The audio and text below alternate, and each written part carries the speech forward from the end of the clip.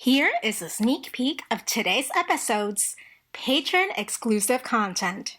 But still age-appropriate, unlike the other ship that got mentioned. I mean, not even gonna go there. Yeah, I was surprised about that. It was surprising. Yeah, that was a choice, is what I will say. Yeah, some people make choices. Just a choice is what I'm going to reiterate. If you want to know what ship we are referring to and for more exclusive content for patrons, which includes a little bit more of our interview with Chris Rankin, you can become a patron for as little as $2 a month at patreon.com/ociopolitics.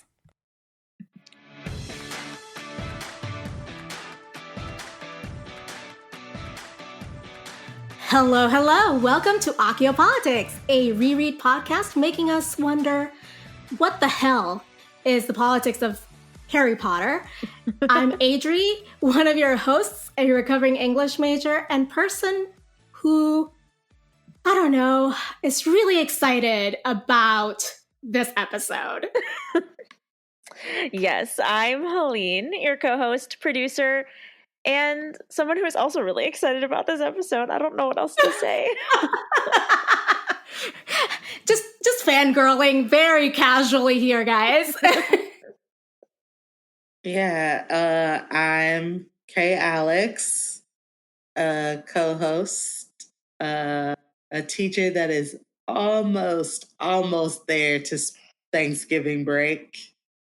So and close. Also, I've managed to calm down, but definitely was fangirling just moments ago. Definitely. Nope. But I mean, and the reason we are all just giggly and shit is because this is not your normal Ociopolitics episode. Because we're not talking about a chapter today, are we, ladies? No, we're Helene? not. No, we are not. Helene, please illuminate all of us about what our episode is today, even though people can read and probably that's going to be the title of our episode. Well, this is the one where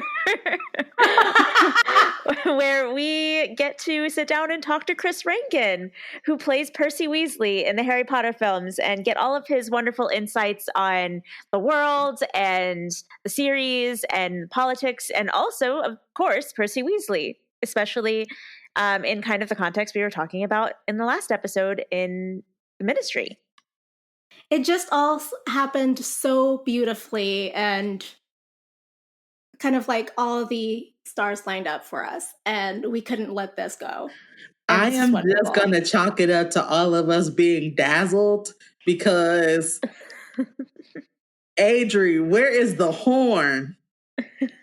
Oh, no, not yet. I'm calm down, girl. Oh, you're saying, Conda, you're the air horn fanatic. I know. And I'm actually a happy Black woman who's asking for the horn. All right, fine. Look, are you happy now? Overjoyed. Okay, cool. Let's model some decorum, please, ladies.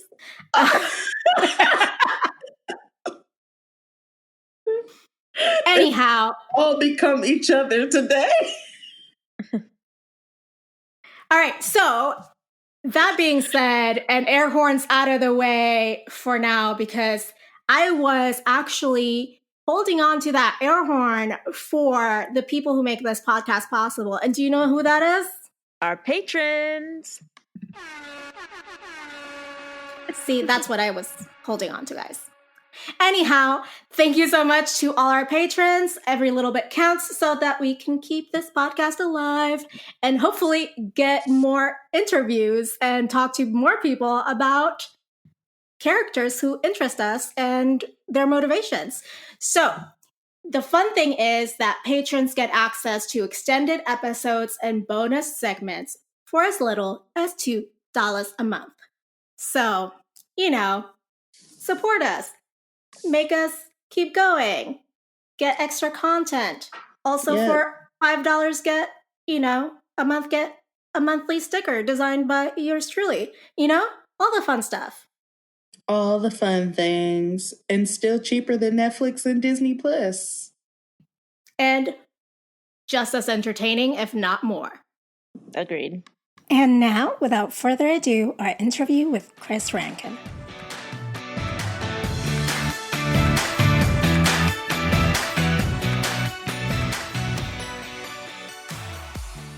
First, I wanted to say congratulations on a happy 19th anniversary of filming of Sorcerer's Stone. Yeah, Philosopher's Stone. Thank you. That's a treat. There's nothing like being reminded of how old you are, especially when it was my birthday.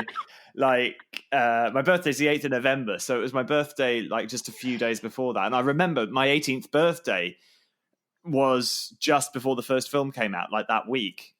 So yeah, it's kind of just a bit of a reminder that it is quite a long time ago. Well, I got the pleasure of I watched Tom Felton's Veeps show, and I got to see your message, and it was great. It was a fun time. It was really nice to be asked to be involved with that. Actually, I was most touched, most pleased. Oh yeah, I mean, you basically got the entire Weasley family there. I know, right? It was delightful. It was just missing the parents. Yeah. What can you do? I literally go back to Sorcerer's Stone all the time whenever somebody's like, do you want to watch Harry Potter? And I'm like, yes, absolutely. Of course, we have to start at the beginning. And we know that you were a fan of the books before you were cast in the films, but give us a little bit of a rundown of how you got into Harry Potter. So, yeah, of course. So I got into Harry Potter, but my mother was an English teacher. Still is. No way. Yeah, well, actually, I say still is an English teacher, celebrating 50 years in the teaching profession this year. She won't thank me for telling you that.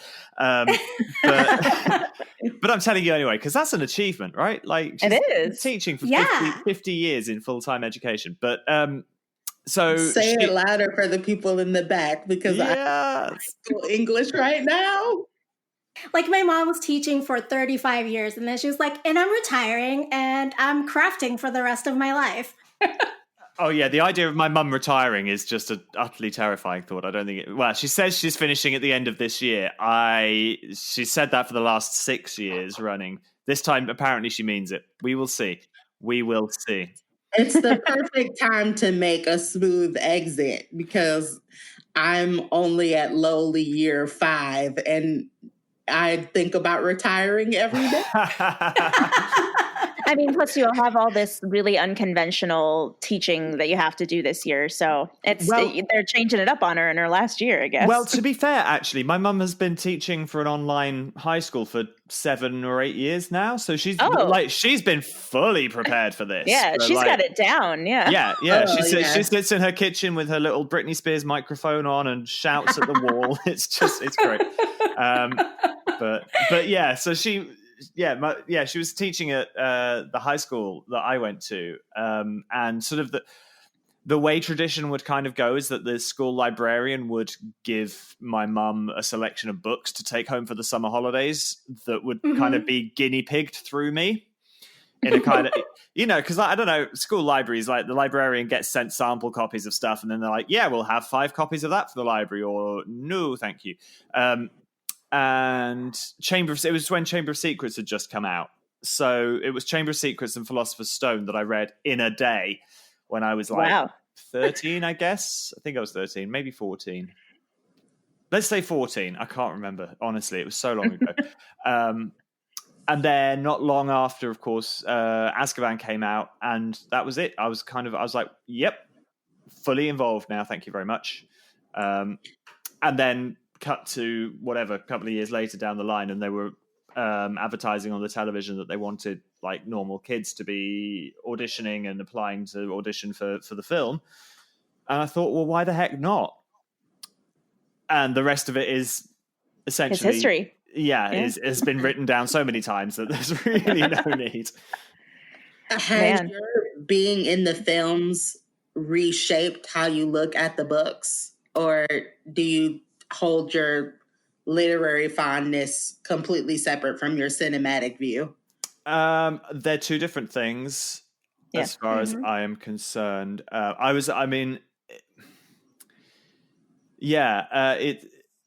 The books are the books and the films are films based on the books.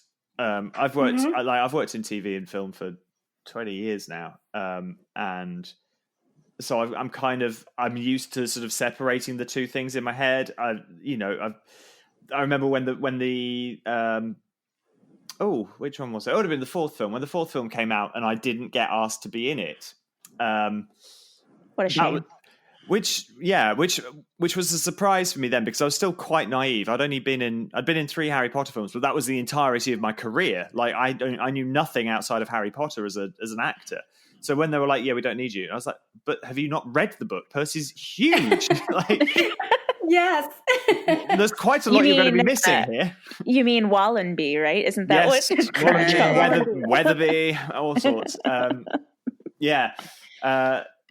It's even more of a shame that you don't get to have as the part that we see in Order of the Phoenix, because that's the book that we're doing our chapter reread of right now. Yeah. And Percy just plays such a pivotal part, and it would have just been great to see you in the film in that. It would have been great. And I don't know, I am sure down the line at some point there will be Netflix style. Oh yeah. Endlessly long versions. I mean, they're doing Lord of the Rings and The Hobbit now, aren't they? So like somebody at some point will pick that up and will go with it, I am certain. And that will be the time when those characters like Percy sort of get their time to shine. But really, I mean, it's just one of those things you get used to. Percy doesn't massively affect the outcome of the main plot of the story. Therefore, when you can see him, great. When you don't need to see him, he ain't there. Simple. Percy being a judge at the Triwizard ultimately doesn't affect whether Harry beats Voldemort or not. So it doesn't matter. That's just kind of I mean, it's nice detail, but if you're looking at it from the perspective of, I guess, like a screenwriter, from the perspective of somebody who has to get the film down to roughly 2.5 hours, that's the stuff that's got to go. Right. Well, and also the idea that a good adaptation of a book is it capturing the essence of the book, right, rather than the beats of the book. Yeah, absolutely. So it doesn't have to match it beat by beat, and then producers have to make all sorts of decisions, right? So, well, a good example of that actually is His Dark Materials that the BBC and HBO are doing right now. That's amazing. I worked on the development of that for a year and a half, and then just before it started filming. But if you look at the way the scripts for that are written, and they're Jack Thorne, so they're in a Potter-ish world, because Jack Thorne wrote The Cursed Child. I was going to say he also worked on Cursed Child. Yeah. He did. But if you know the trilogy of books of the His Dark Materials, the Northern Lights trilogies, the first season of that, which is based on the first book, dips massively into the second book and the third book a little bit, I think, as well. Actually, it sort of pulls at all sort of different strings. So it is like you say, it's not necessarily about hitting every single one of the beats. It's about making it through the storyline in the most obvious and sort of practical way. And if that means that you're picking up bits from other episodes or whatever, then fine. Well, that kind of actually makes me think of, I'm curious if they do remake the Harry Potter series and, like, say HBO Max does like a Harry Potter TV show, who would you want to play if you had like your choice? If they cast you in that. I love this question so much. I mean, you can definitely say Percy, but I'm curious if there's anyone other than Percy who you'd want to play. I mean, if they did it sort of in the style of The Crown, where, as they age, you have to kind of recast and bring in a new set of people, then I would definitely love to have a go at older Percy and some of the sort of the Ministry Percy that you don't really see. There's absolutely no way, aged 37, with my hairline, I could get away with Percy the school prefect ever again. He can just wear that little triangle hat. You'd never know. No, I never want to see that hat again either. I think that's responsible for my hair. Those things were held on with hope and the sharpest of Kirby grips you've ever seen. I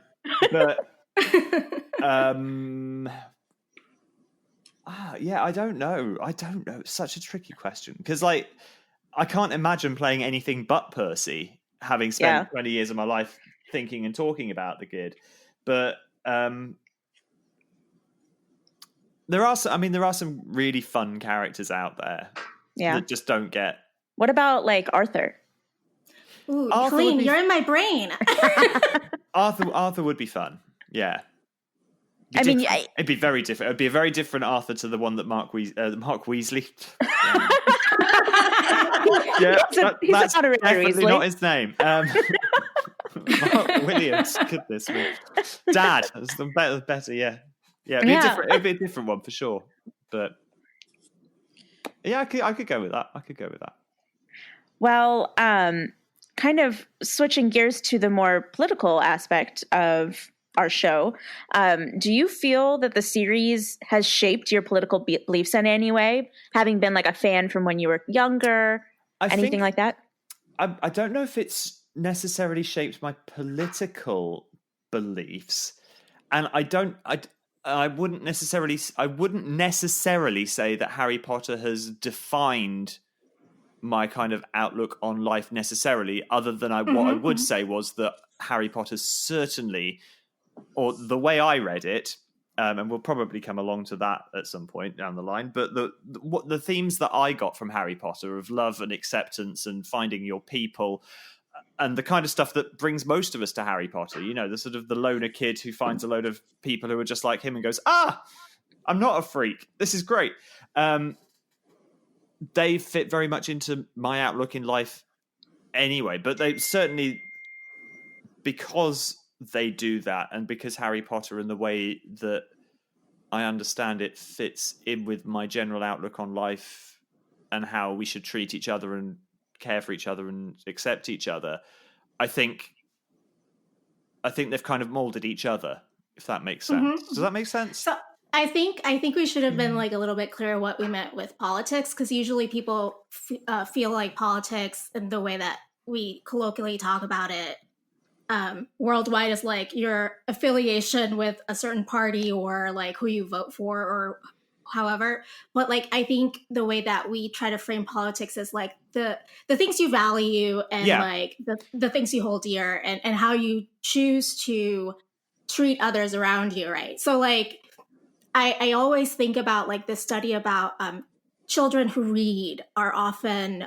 building more empathy than children who do not. So I don't think it's necessarily like just a Harry Potter thing, right? Like if we are voracious readers as children, we tend to be more empathetic because we're used to putting ourselves in someone else's shoes. Yes, I think that's absolutely right. I think that's, you generally speaking, that you look at, and this is very broad, but creative types, whoever they might be they musicians, artists, performers, writers, singers, whatever, people who have that kind of career path in life and that kind of outlook. And it seems to be the majority of them, by no means all, but I'd say the vast majority of people who are creative are people who have that empathy, that, very cautiously say, lefty snowflake kind of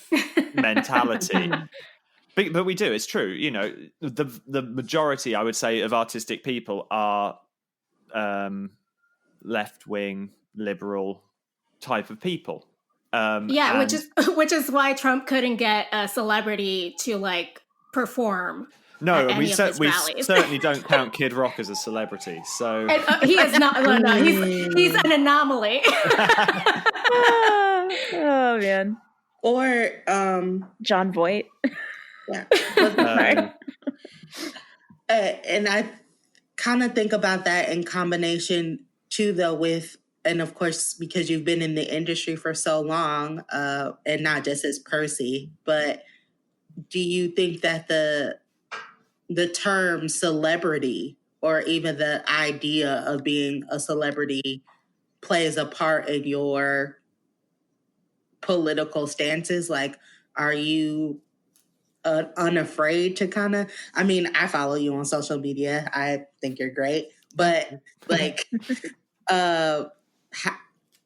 did having tens and hundreds of thousands of people like tweeting and liking and engaging with you every day start to shape the messages that you put out, or was it the exact opposite? It was like, I'm just going to be myself, and whoever likes it, likes it. Sorry, I'm quite a quiet person generally. I'm quite sort of shy in real life. Like, real Chris is quite a shy person, but sort of personality Chris, I don't like the word celebrity at all. I think there's a difference between people who are well known and people who are celebrities, but that's sort of beside the point. I think my views have never changed. I've always sort of felt and gone along with the way I feel, and nothing has changed about that since I've been consciously aware of kind of how to treat people and the way I think people should treat each other and treat the world. But what I think has happened, certainly since the advent of social media, and certainly over the last 4 or 5 years especially, where we've had problematic governments in the UK, and you guys haven't exactly had the best ones over there either, I've found that I've been more willing to be more vocal about it. But that being said, it is certainly on my social media shouting into an echo chamber 98% of the time.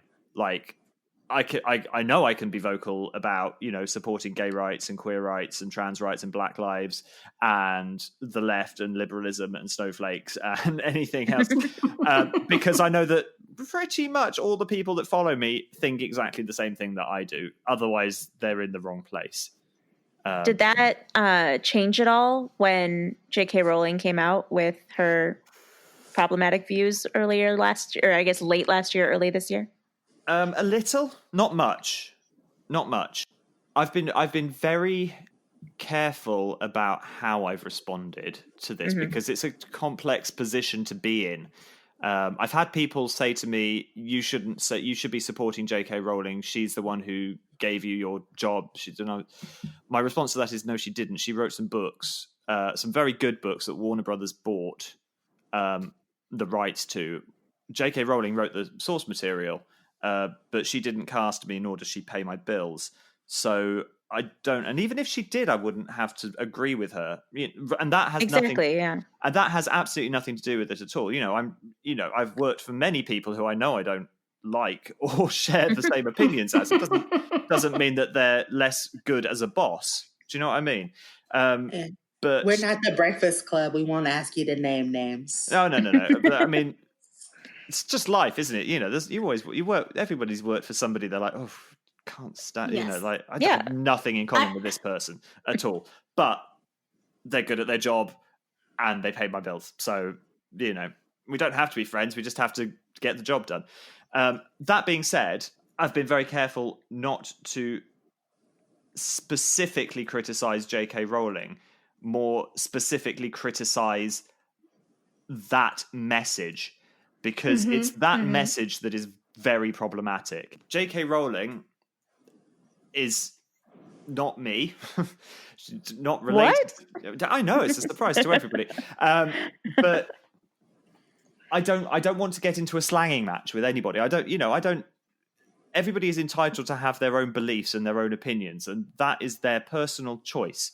But how you go about spreading those messages is very important. You know, you can't, whatever her belief is, my belief is that trans lives matter, all lives matter, absolutely all lives should matter. Currently, all lives don't matter, and that's a big, big problem.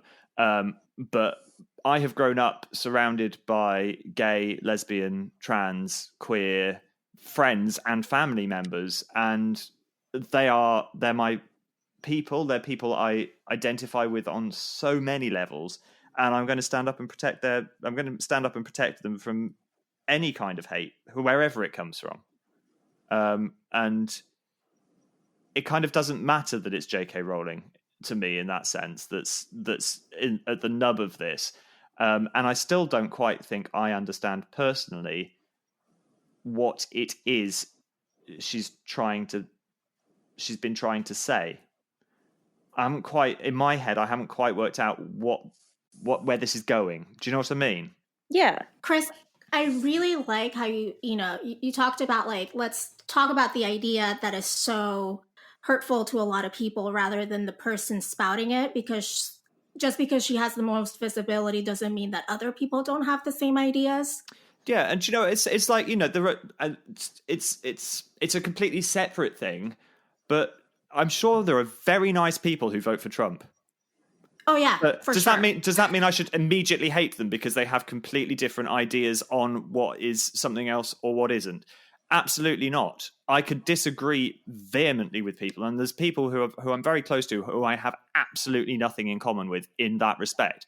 But I still like them. It doesn't make them bad people. It makes them people who have a very different outlook on life to me. Depending on their platform, how they use that can be dangerous. Exactly. So I think thinking about, how can any person get to this point, to this belief set, right? It's kind of the way to maybe start thinking about it, rather than, I'm not saying don't call out people, everyone. Like, if you hold people accountable, that's great. But also, like, how can people get to the point where, as you said, Chris, voting for Trump is like a perfectly normal thing to do, regardless of what they know that he has done, and the policies that he protects, and the people he's putting in cages, and the kids he's separating at the border. So how do people get into the mindset of, like, how do they get, like, sucked into this radical way of thought of, like, some people matter while other people don't, or I matter more than other people? So yeah, it's kind of, I think you're looking at it from a viewpoint of empathy, but that doesn't mean that you have sympathy. Yeah. If I may, kind of like. I think so. What I'm trying to say is that as loudly as other people can share their views, I can also share mine. But it's really tricky because as we know, it's people have been very, very cautious about talking about this sort of, and it's something that I'm less cautious about than maybe I should be. Like, I know a lot of people have just kind of gone, trans rights are human rights, and kind of backed the heck off.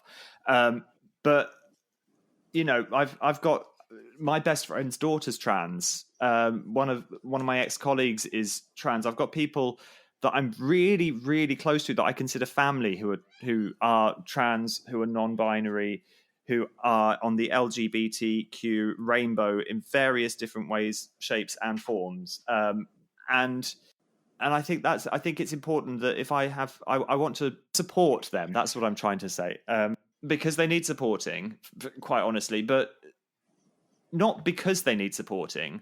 I want to support them because that's the gut instinct I have.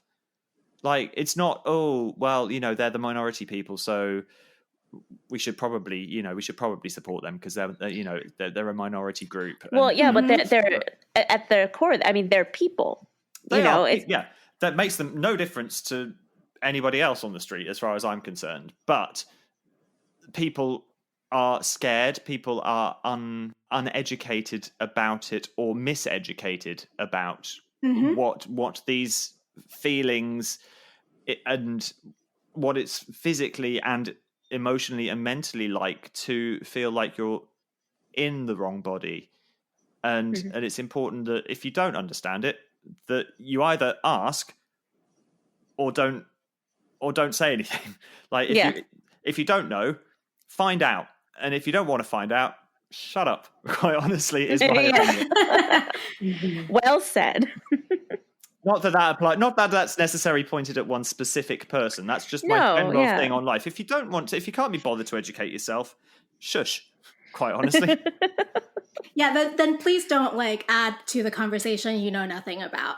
It doesn't help that there are scientists, quote unquote, and medical professionals who are willing to skew or misinterpret data or look at things in a way that is not compassionate, right? To give credence to people's views. And I mean, this is not unlike scientific or medical experiments in fascist regimes and cults. Yep. Where science can be used as a quote legitimate tool for illegitimate gain. But Chris, something you were talking about, you want to protect them because you know them. It reminds me of love is not a noun, it's a verb. So we can show people we love them by our actions. Saying it is not enough. Yeah, absolutely. Anybody can say I love you. Yeah, I love you. Very easy. It doesn't mean an awful lot, really, unless it's proven. I think you're right when you're saying that it's very easy when you've got binary data from experiments. It's very easy to interpret that to fit your narrative. You look at COVID, for example. Something we're all equally familiar with, differing scientific advice and yep. The fact is it's incredibly contagious, and when it gets you, it can absolutely do the worst damage possible to you. The fact of the matter is that's the be all and end all of it. But equally, you can read the results and you can read the statistics and say, well, yes, it is incredibly infectious, but 99 point whatever % of people don't die from it. Sure. But that doesn't make it any less infectious or any less deadly for the people who do have it. And it's, I have 6 million people that have already died. Well, yeah, it's, and sure, in the grand scheme of all the numbers of people in the world, it is a very small number of people who have died from COVID, but that doesn't make it any less dangerous to all of us, does it? No. And just because the numbers don't say this is a worldwide pandemic that is going to wipe out the human race doesn't mean it isn't deadly and dangerous. It's doing quite a lot of damage everywhere. But sure, you can still look at the figures and go, well, yeah, but in the grand scheme of things, there's how many millions of people live in America and only 250,000 of you have died. That's not very many. No, but it's still a lot of people. And it's getting more and more each day, and people are getting sick, and we don't know what the long-term side effects of getting this condition are. I've got a friend who's literally who had COVID back in March, and was pretty, didn't have it badly to start with. He was fine. He was at home. He didn't have to go to hospital, anything like that. Recovered reasonably quickly, and now is struggling with asthma and brain fog and exhaustion and all kinds of things.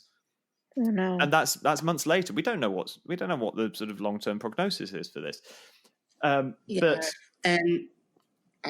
honestly, not to get into a sob story, but I'd do anything to have my uncle and my grandma back. Absolutely.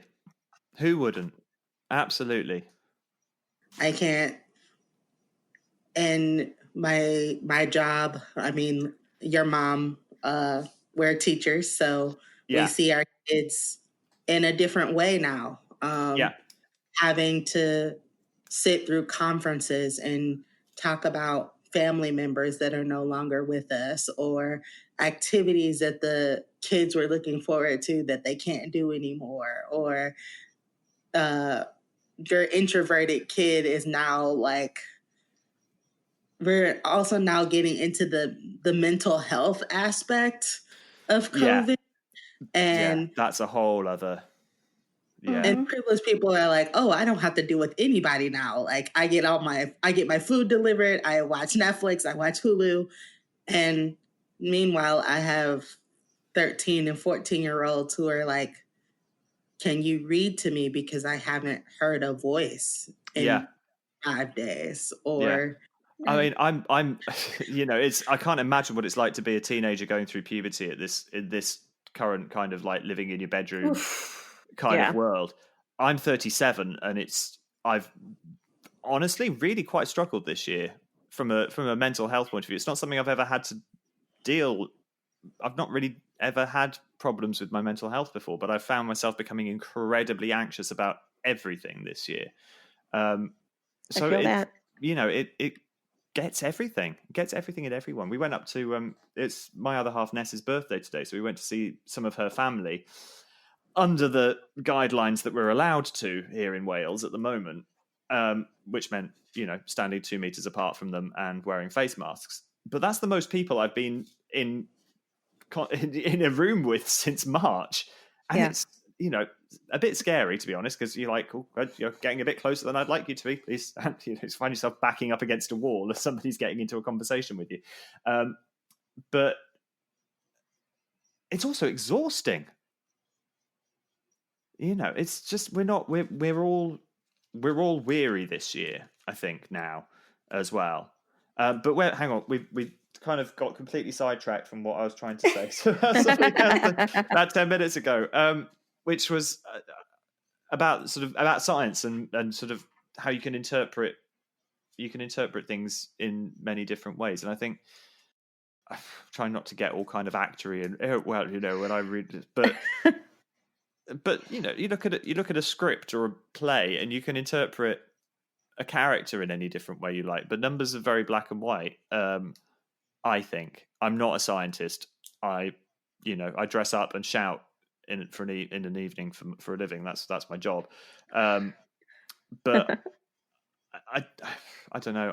I see people who are alive and smiling and happy because of the choices that they've decided to make that are very big and scary choices in life. If you decide that you were born into the wrong body, to make the decision that you're going to do something about that must be terrifying. But to see a 17-year-old who's decided that they're going to live the rest of their life as the woman that they have always known that they were, and see the difference that makes to them is just, I don't know. I can't deny that. I look at that and I go, well, absolutely, this is a thing, and this is real, and this is right. Like, doesn't really matter what the science says if it's making a huge difference to a human being's life, right? I don't know. No, I totally agree. Yeah. Yeah, I mean, we often kind of uphold science and like the concept of law as like these apolitical things when they're the most political things, because they are made by human beings, and also scientists are human beings, so they bring biases in everything they do. I mean, like the birth control pill was tested on Black women in Puerto Rico before it got like commercialized, and it was without their consent, in order to like lighten the population of Puerto Rico as like a byproduct. So like, let's not pretend like the medical field, which was like capitalizing on Black bodies throughout like its conception, is like this apolitical thing that hasn't harmed people, or like the law, which is written to uphold the powerful as protect their interest. Yes. Sorry, I went on like my legal medical rant. We agree, Adri. We agree. Sorry. Absolutely. But speaking of like law, like social justice is like a huge part in the books when we talk about like Dumbledore's army and like grassroots movements. And there are a lot of programs that have been created by the fandom as a result of that, like the Harry Potter Alliance or the Protego Foundation. Mm-hmm. So we know that you work closely with Transfiguring Adoption. So if you could tell us a bit about it. and why it's important to you? Well, Transfiguring Adoption is they're a fabulous group of people run by Darren and Margie Fink down in Florida, who I met at a convention up in the Pacific Northwest. I think I met them for the first time, or certainly that was the first time I'd kind of properly had a chance to sit down and have a natter with them. And I was adopted at birth, which it's not something I've ever not known. It's something I've grown up fully aware of as far as I can. I don't ever remember being sat down and told I was adopted. So it's always been a very normal thing to me. And I think if I remember rightly, they'd come over and kind of said, "Oh, we're Transfiguring Adoption. We're a little charity group who are working with adopted and foster kids and foster parents and adoptive parents to support them using sort of the lessons from Harry Potter and themes from Harry Potter." And I was like, "Oh, that's really cool. I'm adopted. So yeah, let's get talking." We got chatting and realized that A, that they're amazing, and B, that the work they do is absolutely incredible and really, really important. So I've been working with them as much as I can, because of course sort of the majority of their stuff, although they do have some kind of reach into the UK, but the vast majority of their work is US based. And obviously I'm sadly not. But we do whatever we can, really. I mean, and they do some wonderful things with predominantly with foster parents, with support groups and sort of online seminar groups and things like that, where people who may be new to it or are sort of struggling with a particular part of the process of adopting or fostering, or maybe they've adopted a kid who's on the autistic spectrum and they just don't really quite know, or weren't quite ready to kind of to know what to do, or how to help them, or how to help themselves to deal with that situation. And it's this amazing support network, and they do amazing work with kids and sort of teaching them about what it is to be fostered or adopted, and what a special thing that is for them as well. They're just the best people. They're so lovely, and they do so much. They are working non-stop, and I know they're just fabulous. I love them to bits. That's awesome. That's awesome. That's great. So do you have any other programs or organizations inspired by a series that are close to your heart? I mean, I've done work for several over the years. I mean, the Harry Potter Alliance and I go back a long, long way. Protego Foundation is a relatively new one on me, although we've been in touch recently in recent months, and I think there's going to be something I'm hoping to do with them in the not too distant future as well. But I'm up for supporting anything that promotes good and health, and you know what I mean. I think there's always been a lot that can be done with Harry Potter through that. I mean, and there's some great things. I mean, like the Harry Potter Running Club. That's mad. That's absolutely mad and completely bonkers, but such a great idea that you can run literally anywhere in the world and be part of this group. And I think that's something that Harry Potter did. And this is where my end of my bachelor's degree dissertation comes into hand, because I wrote my dissertation on the Harry Potter fan community of all things.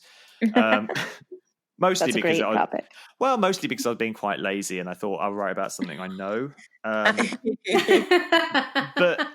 But it arrived in the world at this kind of perfect storm of a time when the internet was really just starting to take off. So it was one of the first fandoms that really kind of congregated online. And I think through that, that's because of that period of time that it existed and it was before we weren't supposed to talk to weird, strange people on the internet. It was in those innocent days where, AIM and MSN Messenger was what you did on an evening if you're a geeky teenager like me. You went and you talked to these people in forums about your favorite Harry Potter book, and then you went and met them. That wasn't weird. That was all right. And I think it is still all right, as long as you're, obviously very sensible about it and not ridiculous. And there's always bad people in the world, but I think because of the kind of the time that Harry Potter and the Harry Potter fan community grew into existence and into this kind of explosion of popularity and the sort of that dawn of the internet really coming into its own as well. I think that's one of the reasons why Harry Potter, as well as the messages that it promotes, has kind of done so much good in terms of what the fan community has produced with charitable organizations and with non-official stuff as well. Like when I was 16, before I got into before I was cast in Harry Potter, I was part of a forum, an online forum called the UHPMS, and I can't remember what that stands for. Unofficial Harry Potter messaging site, probably. Sounds right. It sounds about right. But I met people there online who I'm still friends with today, 21 years later. All because of this little book that we liked. But that's its own support network, and there's the things that Harry Potter Alliance and and Protego and Transfiguring Adoption, all these things that are good that can come from something like that are marvelous. And I think there's been some names have literally just fallen out of my head as I've been trying to think about this, but there's ones that have come up this year that I'd not come across before, through Black Lives Matter and things like that are not necessarily Harry Potter related, but are certainly within the sort of the fan and the fantasy genre that are getting more of a moment in the spotlight this year, and rightly so. And I hope that sort of catapults them onto bigger and better things as well. Because some good needs to come from 2020, for God's sake. Yes, please. Amen to that. Speaking of characters who are trying to do, I think what he thought was a little bit of good in the world.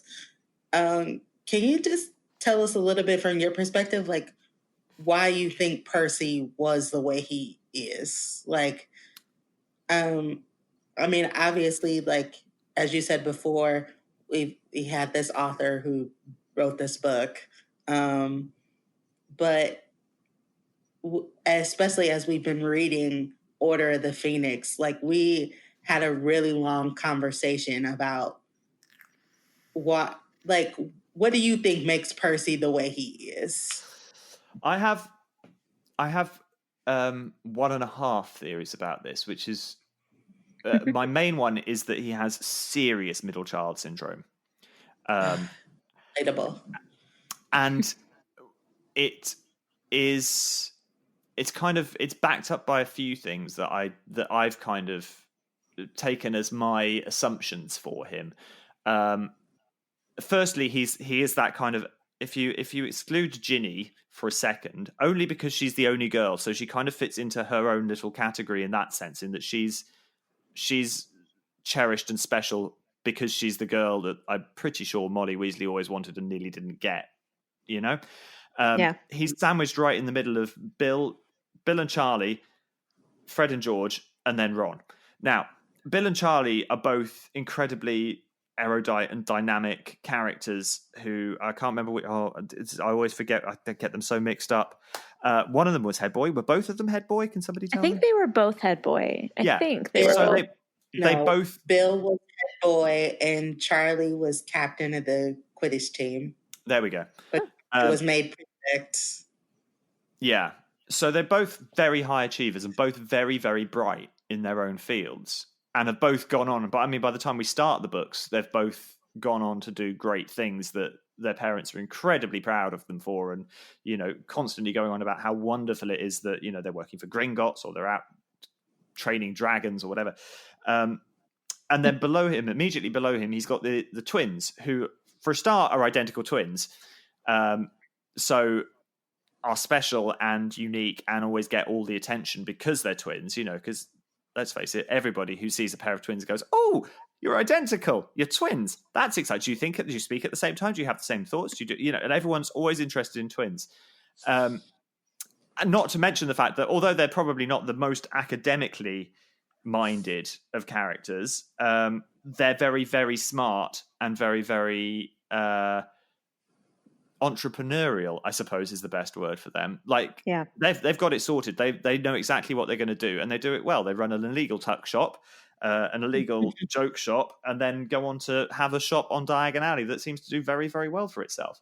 And then Ron is Harry Potter's best friend. So they've all got something that is like theirs and their calling card and their unique point of interest. Percy doesn't really have anything at all. And I think he's kind of stuck in this kind of nowhere land. And part of that for me as well, I think, is that I don't think he's as clever as everybody assumes he is at all.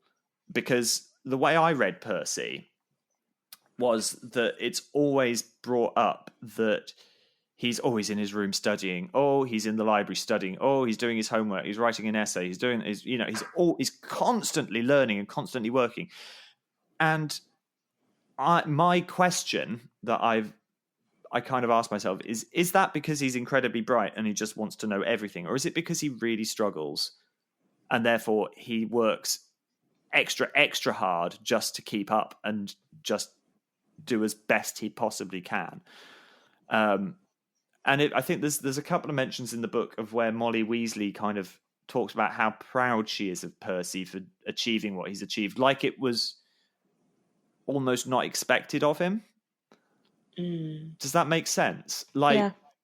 I think he works really, really, really bloody hard to do as best he can to try and have his moment in the spotlight, and I think that's a little bit sad for him, because I think he's everyone assumes he's this pompous, arrogant, know-it-all, and and I think quite a lot of that is hiding behind the fact that he's incredibly defensive about how much better most of the rest of his family are compared to him. When he the whole ministry thing, I don't know. I've had discussions about this many times before, and I remember I did a keynote panel at an event a few years ago where we were discussing, and there was an academic next to me, and we were discussing it. And in the process of discussing it, the kind of not the rhetorical question, that's not the right word, but the question was raised: would it be possible that he might be on the autistic spectrum? And I went, oh, I hadn't really ever thought about that, and I don't know. And we don't know, but the question of whether Percy sees that right and wrong are very black and white things, and the people who are in charge are the people who are right, seems to be the mindset that he finds himself in. He's always looked up to the people who are leaders. He's always looked up to McGonagall, always looked up to Dumbledore. And the natural progression there is that, well, if McGonagall is doing the right thing and trying to look after us as the head of Gryffindor House, if Dumbledore's trying to do the right thing and be the good person and lead us and make us good human beings as the headmaster of Hogwarts, then surely the Minister of Magic is the next obvious step up from that. So, they're the Ministry of Magic. They don't want anything bad to happen to us. Of course they don't. They must be right. And everybody who says the Ministry are doing the wrong thing must be wrong. I think that's obvious in his head. So I think that's where he goes. I think that's where he gets it awfully wrong. So that kind of actually mostly answers one of the questions I had, because on our episode last week, we had this really deep discussion about Percy because we were talking about the chapter where he writes that letter to Ron. We ask a question every week to our listeners. And that week's question was, do we think that Percy got into the ministry with good intentions, or was he more looking for power and moving up in the world? And you were just talking about how you think that Percy really believed that the Minister of Magic had everybody's interest at heart. So I'm guessing is that, do you believe he got into the ministry with good intentions because of that then?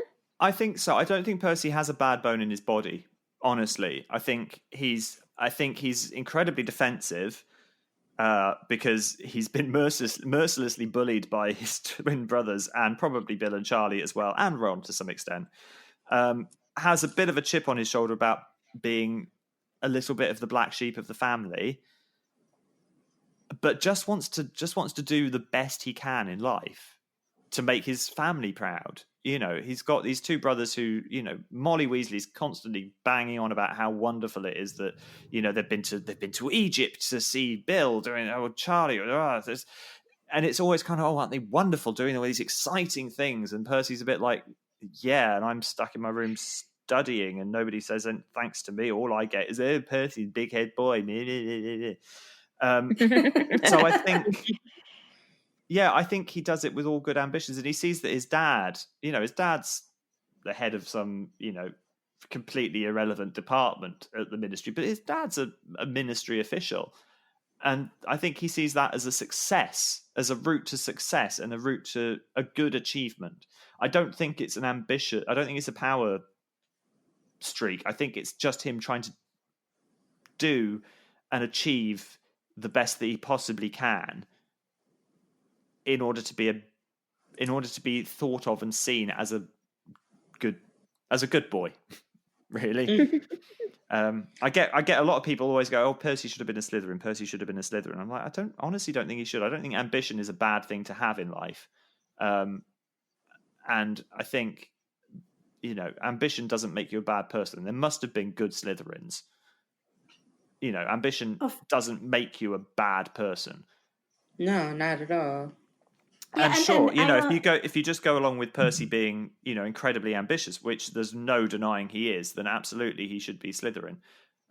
He's not cunning particularly, but ambitious certainly. But he also does the bravest thing that anybody can ever do, and that is to admit that they were wrong. Which is why I think he's a Gryffindor. And that brings up a whole other question about how sentient the Sorting Hat is and whether it knows what's going to happen in the future. But that's a whole other kettle of fish, isn't it? And speaking of admitting that they were wrong, and of course going back to our last week's episode, but when do you think Percy's political beliefs started to diverge from his family's? I mean, Percy's family history is weighted in being in the order. He's lost two of his uncles being in the order. His dad is basically blacklisted at the ministry. His mom, is obviously traumatized at the thought of losing her family. Where did Percy's path start to diverge in your mind? I mean, I think it's obviously book 5 where we see that Percy is definitely in the ministry. Do you know what I mean? I mean, book 4, he's just happy to be there and grateful that somebody even knows his name begins with a W. Because he doesn't seem to really care that they keep getting his name wrong. But I think book 5 is when he starts to make a name for himself. And whether, I mean, I don't know. It's so kind of suppose this, suppose that, but the question has been raised as to whether the ministry were using Percy in some way to kind of get at the Weasleys and therefore get at the Order, because they know his family's involvement is a whole other question that I never really spent much time considering, but might be something I need to think about at some point. But I don't know that he's ever necessarily with or against his family. I think, and this comes back to the political thing, doesn't it? I think, I don't think he loves them any less for it. He honestly believes that the ministry must know what's right. Not that he necessarily believes the same things or even sort of, I don't even know. I think it's that kind of, but they're in charge. They must know what's right for us. They can't, if they say that this is right, well, then it must be right because they wouldn't want any harm to come to us, would they? It's the blind sheep thing, but also mixed in with his sort of need to succeed and his need to prove himself, possibly to himself as much as to anybody else, that he kind of he has to double down on it. But there obviously comes a point where he goes, oh my God, I have got to get myself out of this, Yeah. Right. And it would be interesting to kind of see exactly that point where he goes, "Nope, I'm out. Sorry, peace out." Oh, totally. That would be so interesting. Because we never see it. We just see him come back through that portrait, don't we? So Yeah. what is it that made him just go, "Nope, nope, nope, nope, nope, nope"? What was the last straw? Yeah, right. But also with that, the blind sheep that we kind of see in Percy's behavior in Order of the Phoenix. Do you think that Percy ever considered Harry family? Oh, I'd never thought about that. No, probably not, because he probably just saw him as yet another brilliant kid that was better than him. And another competitor, right? Yeah. Yeah, another person who's getting Molly Weasley's affection over Percy. And he really does. Let's face it, he gets Molly's affection over pretty much all of them. Yeah, like, even Ron sometimes. Yeah. Even Ron sometimes. That was my biggest piece of contention about Percy's letter. It was like, wow, the entire Weasley family considers Harry a member except for Percy. Yeah, but like much. Rightly so, right? Like, I mean, if I were Percy, I probably would be kind of, I don't know, what's the word? Resentful towards Harry, I think. Well, yeah. I mean, and as loudly as it said, Ron is too. Yeah, exactly. Yeah. But Percy is the first brother to actually do something about it, to where he's like telling his real brother, hey, your best friend is expendable, especially, I'm here on the inside and the bigwigs are saying he has to go, Yeah. But that was the moment where Harry really had to sit down and take a step back and be like, wow, I could face the rest of society hating me, but Weasley? Yeah. Yeah. Yeah. It's not his shining moment, really, is it? No, not exactly. I kind of keep coming back to this idea of maybe he's on the spectrum or maybe he's not, but the idea of, well, he sees authority as an absolute in terms of being right. So when Dumbledore is the authority in his life, then Dumbledore is right. And when the Ministry is the authority in his life, then the Ministry is right. Yeah. And I think that really illuminates a lot of his motivations and his actions. Yeah. Mm-hmm. I think when it comes down to it, he just wants to please people. He's a people pleaser. If his boss says, I want you to do this, he's going to do it the best he possibly can because he wants to please his boss. It might be that his boss is an awful, awful human being. Well, I'm actually, like, as a psychology major, I'm kind of looking at this from a psychoanalytic, therapy thing where, like, maybe he's seeking out that validation that he never really got from his mother or his family from outside sources. Yeah, totally. He will take any praise he can get. If anybody pats him on the head and says, good boy, well done, he's delighted about it. Oh, yeah. I mean, I sometimes wonder all the time, like, what was the Weasley family household like when it was just Bill, Charlie, and Percy? And I probably would have cracked under the pressure. Yeah. Yeah, I mean, I do feel for him. I know I'm biased. I've spent 20 years having to protect and think about and defend Percy as much as I possibly can. But I feel really sorry for him. I think he's had a rough turn from a lot of very well-meaning people, but he's had a rough turn. Yeah, I mean, what do you think was going through his mind when he applied for a job at the Ministry? Like, what do you think his motivations were? That's the way you can achieve the most in life. If he's not an academically minded person, and he's not particular, we never see him do magic, do we? I don't think. I don't know. I don't think we do. Question. Other than in the Battle of Hogwarts. Yeah, other than the battle, no. Yeah, I don't think we do. He certainly wouldn't be doing spells around Hogwarts because that's against the rules. He certainly wouldn't be doing magic outside of Hogwarts. We know he loves Quidditch. I know we kind of always forget this, but he was obsessive about Quidditch. Oh yeah, he had that bet with like his girlfriend, right? Yeah. Yes. Right. Penelope. But I don't I don't think there was. I think that was the obvious way for him to achieve success. Like, he was never going to go. It's one of those weird things, isn't it? What do you do after you leave Hogwarts as a wizard? You either work as a teacher at Hogwarts, you go to work for the Ministry, or what? You start a shop somewhere. Like, you travel the world looking for fantastic beasts and where to find them. Yes. Or you play Quidditch. Or you play Quidditch. There's Daily not Profit. There's not an awful lot of career options if you're magical, it would seem. No.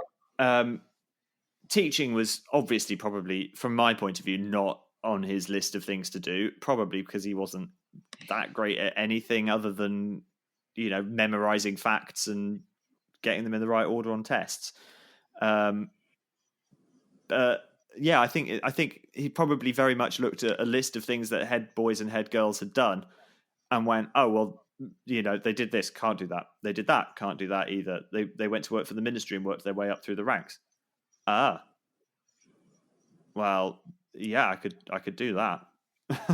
I could write a report on this, that, and the other. I could take minutes and notes and, answer phone calls. And yeah, I think he saw something that he could probably blag his way through to enough of a degree to make a solid living out of it. I mean, yeah, if Ludo Bagman could do it, Percy's all right. I mean, right? But speaking of that, though, we've kind of talked about him wanting to be accepted, but like, do you ever think like he had an actual ultimate career goal? I don't know. I'd never really thought about that. Like, did he want to be minister, or? I don't think so. I could easily imagine him accidentally becoming minister and just not knowing what the heck. Correct. To do Yes. It's like stumbled into it. Yeah. But yeah, I don't think so. I think he probably just has that aim of, I'm going to do as best as I can at every single job I do, and eventually I'll get promoted from under secretary to assistant to deputy head of department to head of department, and then see where it goes. And I mean, he does ultimately end up as the head of magical transportation. Is that what it is that he ends up doing? I always forget. I pay so little attention to what happened to Percy. Like after the books, I'm not massively into kind of all the kind of he married this lady called Audrey and they've got kids, and I don't really, not that I don't care, but it unless there's going to be some more information or more need to know this because of, I don't know, new films or whatever. Yeah. Then I like the idea of just leaving that a bit more open-ended. I don't see the point in kind of telling you what happens to the characters 25 years into their lives and all this. 19 years later, great. But I don't really want to know past that. That's fine. The story's done for me. Well, then my next question is completely irrelevant, because I was wondering if you could make a future for him, where would you see him after the Battle of Hogwarts, having lost his brother, making up with his family? Would he still be working at the Ministry, do you think? Or what do you think he would do with his life after that? I would hope that he wouldn't still be working at the Ministry. If my memory serves me correctly, that's exactly what he was doing. But maybe I don't know, maybe in the new Ministry it's a lot nicer with Kingsley around and things like that. It's a bit more of a easier place to work for him.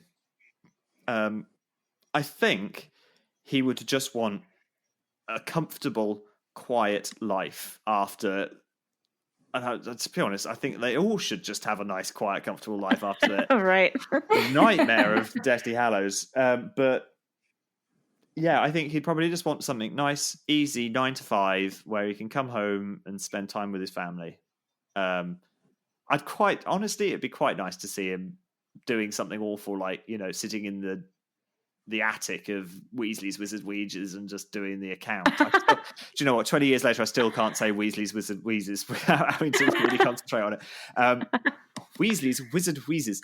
Yeah, I could sort of imagine him just like on his own in the attic doing their account paperwork and stuff. Aww, like, that would be so nice.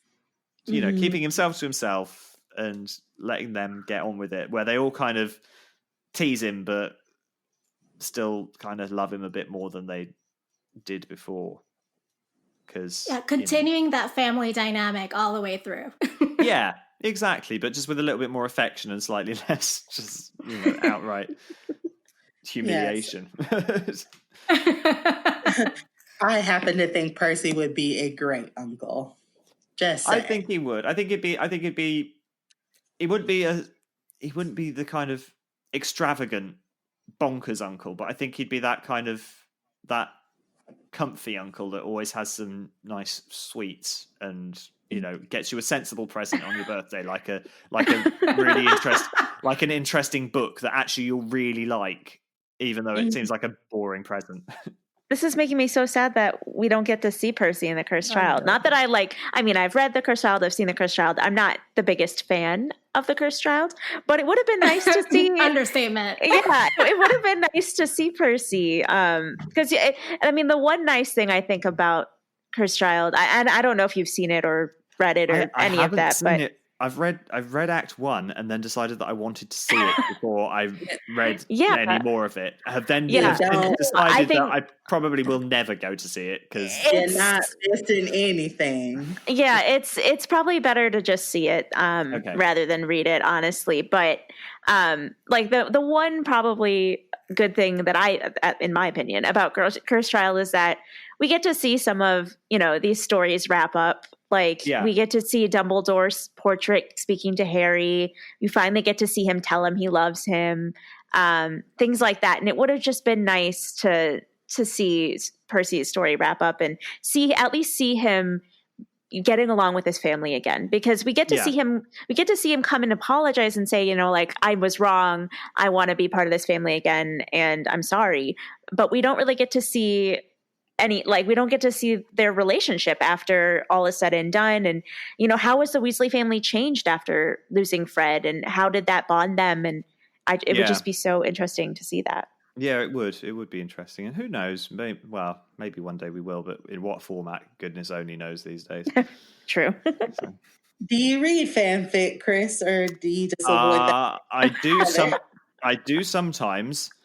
I haven't done properly for a while. I used to when I was a proper pre the films kind of getting really serious. I was very, very much involved in that. So not that I wrote any fanfic, but I certainly read lots of fanfic back in the day. I moved away from reading it because some of it, to be honest, was so good that I started to forget what was actually story and what was canon. What was canon and what wasn't. That is something that we can tell some people do, especially with like Drarry and things like that. Oh my God. Yeah. But I do read fan fiction occasionally. I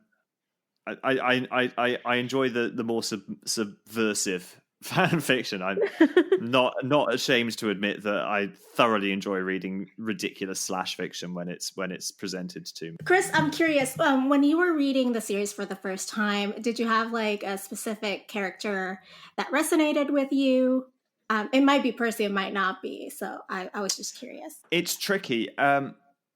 When I first read the books, I don't really know. I'm trying to think if there was. I always found Ginny to be a very interesting character. My girl, I love her. Absolutely.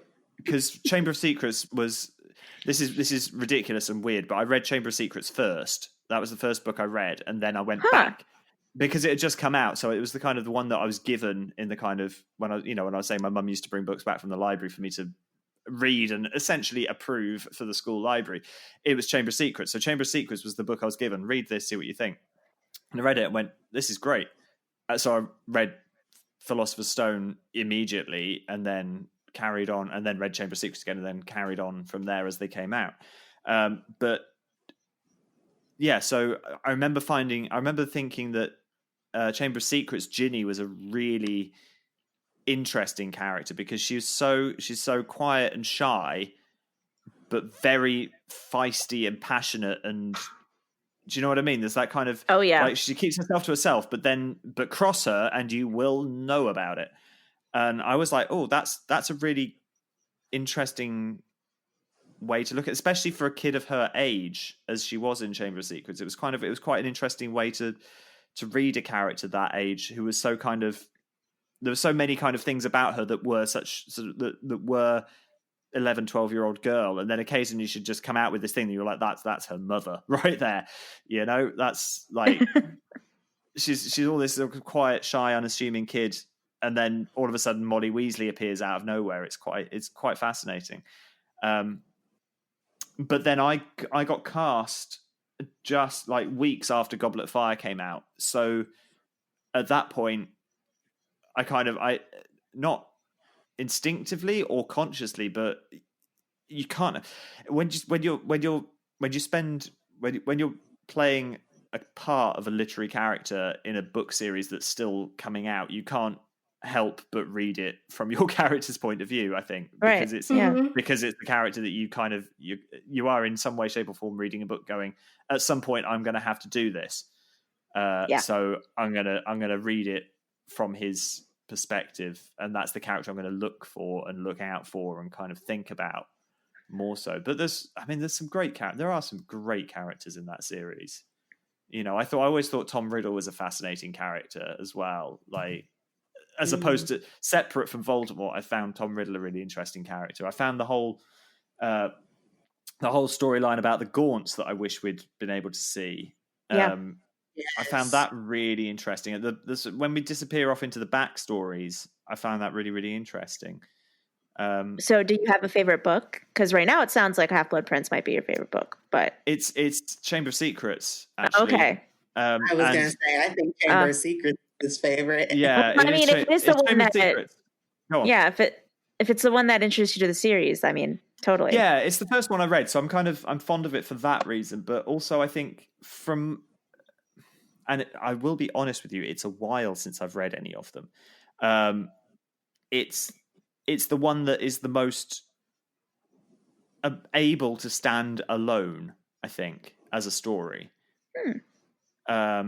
Because there's quite a lot of it that kind of wraps itself up and kind of, sure, there's things that carry on through the series, but quite a lot of it you could just read Chamber of Secrets and go, that was a really good book. Cool. You know, the storyline in itself, the whole, you know, the Ginny and the Chamber of Secrets and the Basilisk and all of that, it's kind of opened and done within the front and end covers of that book. Like, it's complete in that sense. But yeah, it'd be between Chamber of Secrets, which is my favorite, I think, for sentimental reasons, and yeah, probably Half-Blood Prince as kind of the epic tome that it is I think probably the most enjoyable to read as part of the series for me. Oh, totally agree. Half-Blood Prince is my favorite, mainly because we get a lot of really good Ginny in that book. Yes. But there's a lot of Ginny love in this episode, and I'm here for it. I mean, no, I definitely am totally in love with book Ginny. She's one of my favorite characters. She's her mother's daughter. She's definitely her mother's daughter. Definitely. We usually end our podcast talking about media we've been consuming, so we thought we might ask you the same. So what media have you been consuming lately that you recommend? Oh, I have. I've been reading a lot more during lockdown, but I will admit that I've been reading trashy crime thriller novels. I've been reading an awful lot of John Grisham because it's pure escapism, and it's great. And love this. Yes, easy page turning, pretty untaxing, just holiday literature. But watching a hell of a lot of television. because there's not much else to do when you're stuck in the house for all these months. Just got through the most recent series of The Crown. Finished that yesterday, which is, I think, great television. Yeah, getting through, just trying to find and do and see things that I've not necessarily watched before. I watch a lot of documentaries, so watched a lot of documentaries about all sorts of things I didn't think I'd necessarily watch. Obviously, right now, you've asked me this very interesting and excellent question. I can't remember a single bloody one of them. But there's some great stuff. There's some great stuff out there at the moment. It's been an exciting year. Well, I think last year was a very exciting year for television to be made, and this year we're seeing the results of it. I'm a little bit scared about what next year's going to hold in terms of films and TV and everything. But we are. There's some great stuff. There's some really, really great stuff out there. The Crown, I'm finding interesting. I don't know if you guys watch The Crown at all, or if it's. Yes. I don't know. Maybe so I started watching season 4 last night. I'm like 2 episodes in. I won't spoil it for you, but it goes in. I think, and I don't know whether it's just because it's getting closer to the present day and it's getting to a period of time that I personally remember that I'm kind of like, ooh, but the way they handle certainly the Charles, Diana, and Camilla storyline is fascinating, and from a point of view of somebody who works in TV production, as the kind of their other life, like I watched that going, how are they? I would not want to be the series lawyer for this season. Like some of the, how do you get away with suggesting that this is what was going on? And like it's fascinating. It's fascinating. It's also really well acted as well. Yeah, we over here on the other side of the pond are pretty obsessed. Like I just remember as a kid, like people were obsessed with Princess Diana. She was so kind. She was so beautiful. And now The Crown is shown. And we kind of, even as a child, you could even hear in grown-up conversation, like, oh, this is a complete scandal. And I had no idea that she was that young. I kind of hadn't. I knew she was that young, but I hadn't realized that Charles was that much older. I think was the kind of. I remember her. I don't remember her being young. I never knew her, obviously, but I remember that she was young when she died, and ergo she must have been young when she married him. But I don't remember him being that much older. But like, I think by the end of the season, he's 37, which is the same age as me, and that's quite scary. But yeah, it's absolutely fascinating, and sort of seeing. I think without spoiling the series for anybody who hasn't seen it, it's quite biased in a sympathetic way towards Diana, more so than I expected it to be, because it's been such a sort of royal family based drama to kind of pit them as the not so good people when they are the protagonists, essentially, is an interesting way for it to go. So it's quite fascinating to see. And there was one line in particular in the last episode, which I won't give to you, but you'll see it when it comes, where you go, oh my god, how they're going there. They're going there. Oh my god. That leaves me very excited for where the next batch might end up. Oh, that's exciting. But then, I'm really looking forward to it. Of long, ongoing dramatic episodes, we are all, of course, fixated by what's going on in the United States at the moment as well. That's kind of the media we are consuming here. Right. Great. Always the news. Nice to hear that we are also the media. Other people consume it not for the right reasons. Yeah. Oh yeah, an absolute circus. And no worries, The Simpsons predicted it all, so we're doing just fine. Yep. It's terrifying. I don't know if that is an indication of doing fine, but it is impressive. If it helps anyone, there is a podcast that talks about. I'll have to look it up and edit this in later, but they talked to someone who did military gaming exercising around the elections of the results and seeing like what the probability of things happening is this like complex like game theory type situation.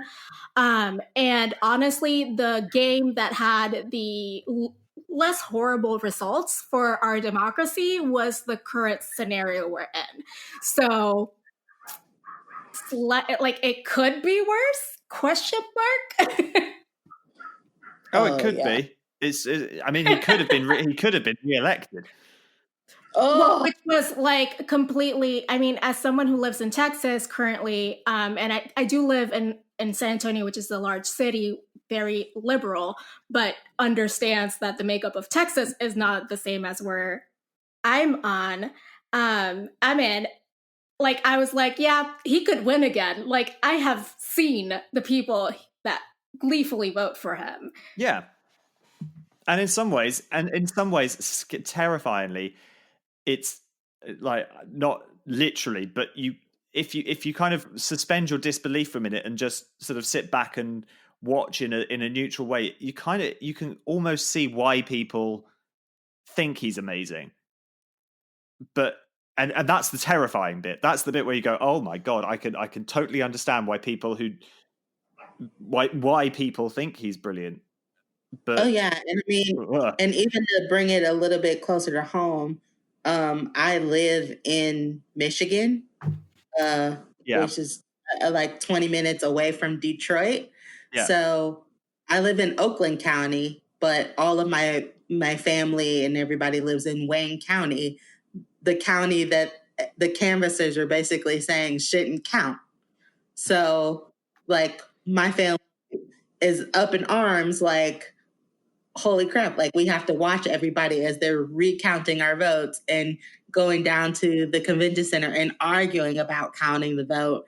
And then Michigan being in a deadlock where they're like, well, we want to count every county except where 80% of the Black population lives. How about that?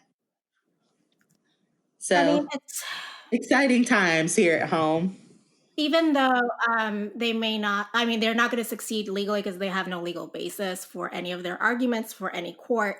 They are almost succeeding in the court of public opinion, which is the worst part, right? Like, you don't want people to undermine the population's faith in in the system that we have in like an electoral system. So I think that's what they're trying to do, and that's what we have to hope doesn't happen. Yeah. Oh, I mean, I think you're in for the long haul, guys. But I know it's it'll get there. It'll get there. Just hoping for like a normal precedent that like I can just fall asleep on, like a speech, like not one where I hear his voice and immediately feel rage. Mm-hmm. Yeah, we have the same thing over here, to be honest. Our political system is screwed as yours. But... And people keep asking me, do I have any plans in 2021? And I have to keep telling them no, but tentatively, and you're probably going to be pretty exasperated with me, Chris, that I keep bringing this up. No. But we have a Snitch Witch date, and I'm really looking forward to it. Oh, me too. Just like going back to LeakyCon, being able to go outside, socializing with people that I haven't seen in months. That'd be nice. I mean, just bring on a vaccine. Bring on a vaccine. I don't know. We'll get there one day, won't we? Hopefully. Yeah. Hopefully. But I'm trying to plan out like milk, water. What am I going to do with this ball of peanut butter and golden? Savor it, my darling. Savor it. That's what you do. Oh, it's going to be so much fun. Do you have anything you want to plug? Yes. When is this going out? Saturday, this Saturday. Oh, cool. Okay. For anybody who isn't from the UK and has never heard of this marvelous thing we have in the UK called pantomime, which is like musical theatre but delivered at Christmas and involves audience participation and all sorts of weird shenanigans. I am doing one online this year because of the COVID-19 restrictions that mean that most theatres aren't able to open. We're doing one. We're doing Cinderella, which is a traditional subject for the pantomime, which will be streamed online and is all interactive. So the audience watch online and they have buttons that help them interact with us as actors live, and the performance is live every night. That is happening. I can't remember the dates off the top of my head. I want to say the 18th to the 24th of December, but it's pantolive.com. And there'll be performances at times of day that suit people all over the world. So we'll be doing live pantomime, live into your home from wherever you are in the world, and you can join in with it. And that's tremendously exciting because we miss the theatre awfully. So yeah, it's going to be nice to be able to do something that brings the theatre into our homes all over the world this Christmas. So you can see me playing fairy godfather, in fact, in Cinderella this Christmas at pantolive.com. Awesome. And of course, just, you know, the usual exciting things of promoting my social media handles to the world, but they're everywhere for those who need them. Yes. That's my main plug right now. They're just your name, right? Just at Chris Rankin usually? At Chris Rankin on Twitter. I'm one of these complicated people that I've had it so long that I haven't actually got matching handles. So it's at Chris Rankin on Twitter. It's at CW Rankin on Instagram. But basically, if you search for my name, it's Chris Rankin, and you find a blue tick next to it, it's me. Because I'm verified on all of them. Woo! Well, thank you so much for taking the time to speak with us and dig into Percy and his political views a little bit more. It was so interesting to have those conversations with you. It was really nice to have a very in-depth and honest discussion about all sorts of things. I've probably said an awful lot of stuff that I might not necessarily have said if I'd thought about it beforehand, but that's probably best because that means I've been honest about it. So, yeah. We appreciate it. Thank you so much. All right. Thank you so much for joining us and giving your time to us. My pleasure, guys. Take care.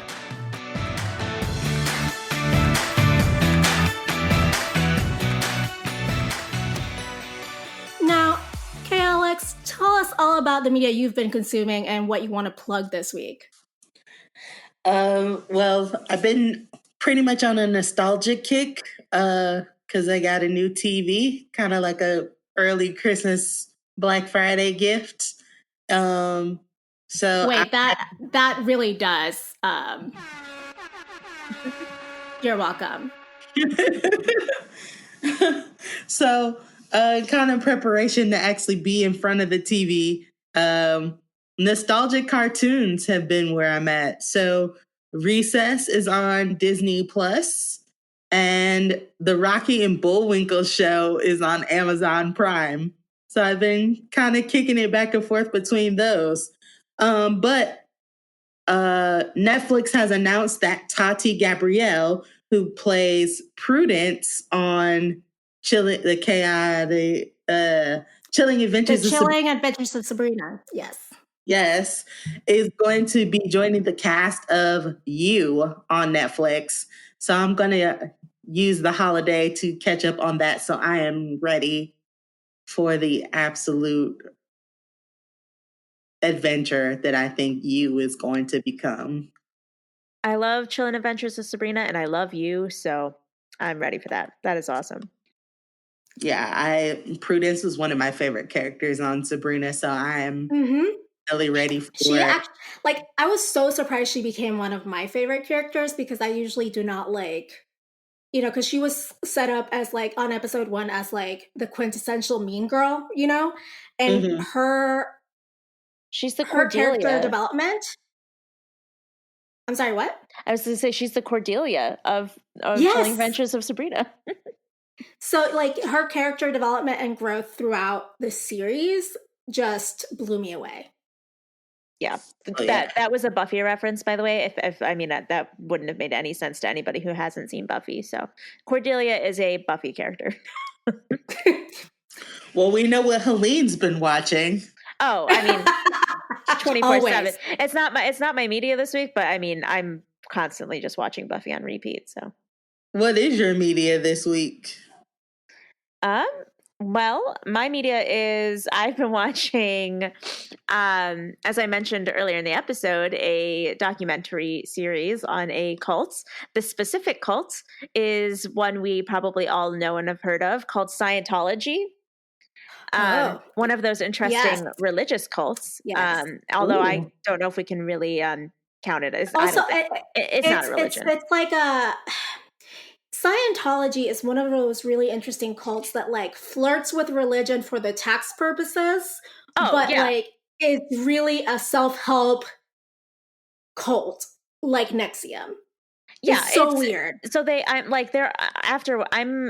watching Leah Remini's Scientology and the Aftermath series. You need to watch the HBO documentary on it. Well, this one's on Netflix. There's 3 seasons. I'm just finishing up season 2, and I'm 100% convinced that, I mean, this is a business. This is a business who calls itself a church and a religion for the tax exempt purposes, although it took them many, many years for the IRS to actually acknowledge them as a religion. And that's literally only because they harassed the IRS employees personally. I was gonna say, I don't know if you knew this, but the only reason they got anything was through bullying, intimidation, and like threats. Yeah, so that's like basically the playbook of Scientology. They have policies called fair game, where they literally just use intimidation tactics to get what they want. Anybody who speaks out publicly against Scientology is officially an enemy of the church, or what they call a suppressive person, which I guess after this I am a suppressive person because I am speaking out against Scientology publicly. But yeah, they have like child labor camps. The Sea Org. Yep, the Sea Org. Well, the Sea Org is not even what I'm talking about when I say child labor camps. But yeah, I mean, yes, they have 13, 14-year-old kids working 11-hour days in the Sea Org, and they coerce women into getting abortions because being pregnant when in the Sea Org is like a mortal sin. It's awful, and I highly recommend this series because it's crazy. It's crazy. Well, as I've said before, I was watching The Crown season 4, with which kind of covers like the Charles, Diana, Camilla situation. Casting of Diana is like near perfection. Like, I don't know what else to say. Like, it's fantastic. And I am so looking forward. I'm trying to pace myself because I watched season 3 all in one day, and then I was so sad that there weren't more episodes. So I'm trying to pace myself this time around. I still haven't sat down and watched that, but I know I'm sure I'd like it. Oh, you'd love it. You'd be obsessed. Also, recommend watching the Vow documentary on HBO if you're into cults like Helene and I, but not like into cults as in would like to join a cult. No, not for me.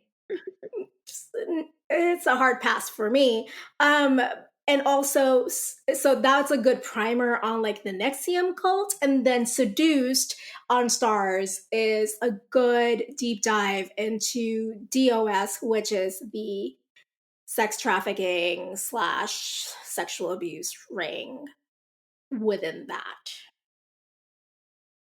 So it's insane, and I want the laws about coercion in this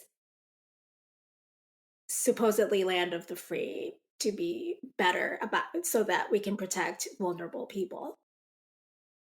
And last week we posed the following question. Do you think that Percy started off in the ministry with good intentions? We got some ridiculously amazing responses. I'm going to read 2 of them because we got some nice, really long, in-depth ones that I wanted to share with everybody. The first one is from Jeff. He says, I'm a new listener. I wanted to start by saying I love your format and insights. Very stimulating for the mind. Well, thank you, Jeff. Oh, yeah. On the matter of Percy Weasley, I'm reminded of Sirius Black's description of Barty Crouch Sr. His intentions might have been good in the beginning. I wouldn't know. He rose quickly through the ministry, ... This is how I think of Percy. He values order, organization, and structure when he joins the ministry. He wants to take a position that will allow him to make the world a better place by keeping the law in order. He is young and still very impressionable, so when his hero, Mr. Crouch, is taken from him, he feels vulnerable. Enter the leaders of the current administration.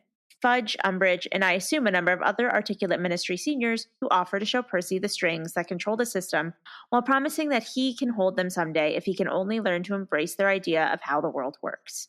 From there, it's a slippery slope as he compromises his morals one by one until he is doing and saying everything the ministry wants him to say. If only Percy had been a bit more charismatic and popular, they might have used him as a poster boy for the old guard, the way Scrimgeour tried to do with Harry and the regime that followed after. If Percy had entered the ministry for the first time 2 years later, I don't think he would have written a letter like the one he sent to Ron in this week's chapter. Instead, he might have written a letter to Harry just after Christmas, trying to convince him to give the minister's suggestion more consideration. Cheers, mates. Ooh, love this. That really reminded me of that idea of like Percy being driven by whoever holds authority and kind of wanting to feel like he has a place in the world, and like authority as a neutral entity who just wants everyone's good is I think something that we all can almost all agree on. I also like the idea of, well, of course you slowly compromise yourself in small ways. And like the net effect of that might be like that you end up compromising far more than you ever thought you could, because no one enters some like a dynamic like that thinking like, oh, of course I'm going to just like shun my entire family, right? It's like first you do like one little thing and then it becomes like easier to do the other thing because you have like been indoctrinated by this other thing. So it kind of builds on that. And it reminds me of, Helene, you were talking about last week about cults, and I was just finishing up the Starz documentary Seduced, which is all about the really insidious sexual side of the NXIVM cult, like that sex trafficking component of it, not like The Vow, which covers the entire NXIVM machinery, but this one specifically covers the like sex trafficking ring within NXIVM that not a lot of members knew about or were part of. This is like the in-group of the in-group, if you will, and how it was just small indoctrinations from like the outer group that led into like this funnel of the inner group and made it easier for this predator really to prey on vulnerable women that he had already broken down their like defenses and psyche. It's crazy that you say that, because I've also been watching a documentary series on a cult, but I will get into that in the media I've been consuming. It's not the same one, but I just find it very interesting that we're both recently watching documentaries on different cults. I mean, I don't know if you've read Cults in Our Midst. It's like a very foundational like primer on cults. I mean, as someone who is fascinated with true crime, right. like cults have always kind of held interest to me. Also, like one of my family members just got out of a cult, so well, congratulations to them. Good for them. That also like air horn sound. Because for a really long time she didn't want to admit, you know, as a lot of cult members do. And I think like a lot of us, and this was a religious cult, so not all cults are religious though. So it's hard. It's really hard for people to wake up and admit that they were wrong. Which is why it's so commendable that Percy does that at the end of this, at the end of the series, for sure. Yeah. Chris even talked about how that is the sign, the ultimate sign that Percy is a Gryffindor, that he does the bravest thing he can do, which is to admit openly that he was wrong and take accountability for his actions, which makes him a much better person than a lot of folks around here. Thank you, Donald Helene, Trump. do we get any more awesome answers that we want to read? Yes, one more from listener Lucy. She says, "Hi, Team Accupolitics. I really enjoyed episode 514 and the bonus Patreon content.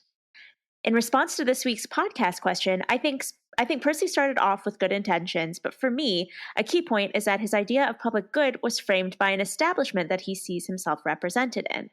His good intentions were to support the system he believes in while being ignorant of the corruption, which was undoubtedly there before it was brought up into our attention in Order of the Phoenix, because it upholds the status quo that he knows and believes works, at least from his position in society. I've always read the character as a typical career politician/career civil servant, not necessarily power hungry, but ambitious, wanting to do good, and in need of a position that carries some status or is connected to the someone of status. This is why he takes such pride in his roles as Crouch's personal assistant and junior assistant to the Minister of Magic. In some ways, I think he is similar to Slughorn, taking comfort in the role he has to play and not necessarily wanting to make the grab for power himself." Oh, I love that. That is such a good, we've got such good answers from this, you guys. We did. There were so many that that I'm not going to read today, but we got so many on social media this week, and we're just overwhelmed by your guys' responses and engagement, and we just love hearing from you guys. So keep sending them. We love them. Oh, yeah. Just making us think even harder about the conversations that we're having and the context of those conversations. And I love when people jump in and talk about those things, because I feel like, oh, you know what? Maybe I didn't think of it that way, but let me think about that. Like our conversation with Chris, which we keep referring back to, where he said, is Percy on the spectrum? And that really shifted the way that I can view a character like Percy's. Yeah, definitely. I mean, it brings up he brings up a lot of really good points that not a lot of people would have thought of before listening to it, because I know some people give some thought to Percy, but usually it's not as having to sit there and figure out exactly what his motivations are in order to play him in the films takes a lot of critical thought that not a lot of people who are just reading the books sit with themselves and do, because I know a lot of our responses, we got a good amount of them of people just saying nah, he was just power hungry the whole time, no, he just wanted to be powerful. That's all he cared about. And that is definitely one point of view. And just because Chris played Percy doesn't mean that, what he says is the be all end all of what is true and right for Percy's character. But, it's just his point of view on the character. Like everyone else has their point of view. Yeah, exactly. And so it's really interesting to dig into those different, those differing opinions. Yeah. I mean, we all bring not just how we experienced the book for the first time into this, right? We also bring how we're experiencing the book today and also our family dynamics and history. So for me, I can understand that middle child syndrome, but someone who may not have had those situations is I don't know about that, Yeah, totally. All right. Well, thank you so much for all your great responses. And we have a follow-up question for y'all this week. Oh my gosh, I'm so Texan now. I can't even. If you could imagine a future for Percy after the Battle of Hogwarts, what would you have him be doing and living his life? I love that question that Helene asked Chris, and I can't wait to hear what our listeners can dream up for Percy. All right. Well, that's it for today's episode. I know that I said this last week, but join us for next. real. But for real, next week is Thanksgiving. Yes. So join us in an undetermined number of weeks, probably just 2 weeks, I'm guessing. Join us in 2 weeks to talk about Chapter 15 of Order of the Phoenix, the Hogwarts High Inquisitor. Yeah, looking forward to it. You can find us online everywhere at Accio Politics and AccioPolitics.com. You can support our podcast by becoming a patron and get physical goodies every 3 months for $5 a month at patreon.com/AccioPolitics. Yeah, and I'm designing the October, November, and December stickers right about now, so they can be sent out in mid-December to everyone. So that'd be a fun little goodie package that you get if you've been a patron since October. You can leave us a voicemail with your thoughts at 915-996-1699 with all your questions or, feedback. And if you're feeling shy and don't want to use your voice, you can type away and email us at info@acciopolitics.com. Until then, politics managed. Keep safe, keep faith, and good night.